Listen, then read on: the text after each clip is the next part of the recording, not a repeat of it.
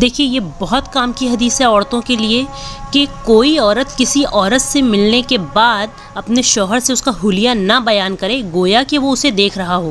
دیکھیے یہ بہت کلیئر وارننگ ہے بیویوں کے لیے کہ وہ دوسری عورتوں کا ذکر اپنے شوہر سے اتنی ڈیٹیلز میں نہ کرے جیسے کہ وہ اسے دیکھ رہا ہو۔ یعنی اکثر آپ اتنی باریکی سے کسی عورت کا ذکر اپنے ہسبینڈ سے کرتی ہیں جس سے وہ پوری طرح اسے امیجن کر سکتا ہے۔ اکثر شادیوں سے یا شاپنگ وغیرہ سے لوٹنے کے بعد عورتیں اپنے شوہروں سے دوسری عورتوں کا تذکرہ لے کر بیٹھ جاتی ہیں کہ وہ اتنی بیوٹیفل تھی، اس کی ڈریسنگ اتنی زبردست تھی، اس کی آنکھیں اتنی پیاری تھی، اس کے بات کرنے کا انداز اتنا اٹریکٹیو تھا، وہ اتنی سلم تھی، اس نے یہ پہنا تھا، اس نے وہ پہنا تھا، وغیرہ وغیرہ۔ اس سے ہوتا یہ ہے کہ آپ تو اپنی دھن میں دوسری عورتوں کی ڈیٹیلز اپنے شوہر کو بتا دیتی ہیں، مگر وہیں وہ اس عورت کو آپ کے بتائے ہوئے حلیے کے مطابق امیجن کرنا شروع کر دیتا ہے، اور کہیں نہ کہیں اسے وہ عورت اپنی بیوی سے زیادہ اچھی معلوم ہونے لگتی ہے، اور اس طرح ہماری بہنیں اپنا ہی نقصان کر لیتی ہیں۔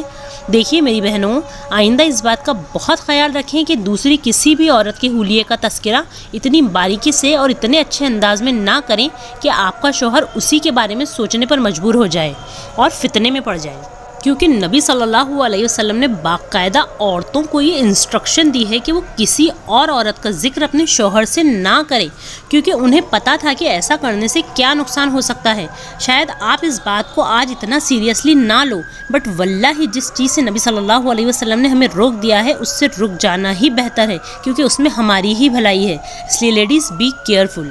بلکہ آپ ایک کام کیا کریں کہ جب بھی کسی فنکشن یا شادی وغیرہ سے لوٹیں اور اگر آپ کا شوہر خود سے آپ سے کسی عورت کے بارے میں پوچھے تو آپ کہہ دیا کریں کہ آپ سے زیادہ حسین کوئی نہیں تھا وہاں، سب پھیکے پھیکے سے تھے، اور جتنی حوروں والی کوالٹیز ہے وہ آپ اپنے آپ میں ہی بتا دیا کریں، اور اپنے شوہر کو اچھے سے یہ جتا دیا کریں کہ کسی اور کے بارے میں زیادہ سوچنے کی زحمت نہ کیجیے اور اپنی حور جیسی بیوی کے بارے میں ہی سوچتے رہا کریں۔ آپ اپنی ناسمجھی میں اپنی سہیلیوں کے بارے میں یا کسی بھی لڑکی کے بارے میں اپنے شوہر کو ایسے انداز میں بتاتی ہیں جیسے کسی حور کا ذکر کر رہی ہو، جس سے وہ بآسانی غیر عورتوں کی طرف اٹریکٹ ہو جاتا ہے۔ اس لیے آپ اچھے انداز میں اپنے شوہر کو یہ ثابت کر دیں کہ آپ سے بڑی حور اس کی زندگی میں اور کوئی نہیں ہے۔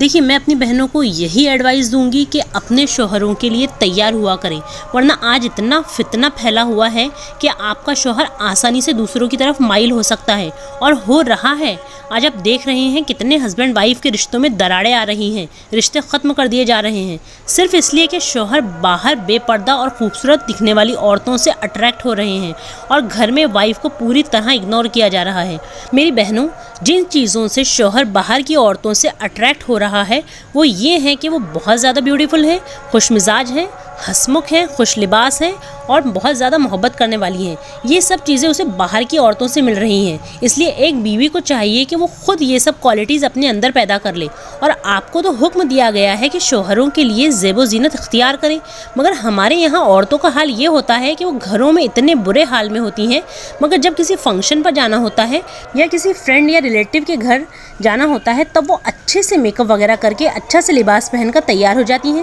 یعنی پورا معاملہ ہی الٹا ہے، جس کے لیے آپ کو تیار ہونا ہے اس کے سامنے آپ فقیرانہ حال میں ہوتی ہیں، مگر دوسروں کے لیے زیب و زینت اختیار کر لیتی ہیں۔ اس سے ہوتا یہ ہے کہ آپ کا شوہر آپ سے بدظن اور بیزار ہو جاتا ہے۔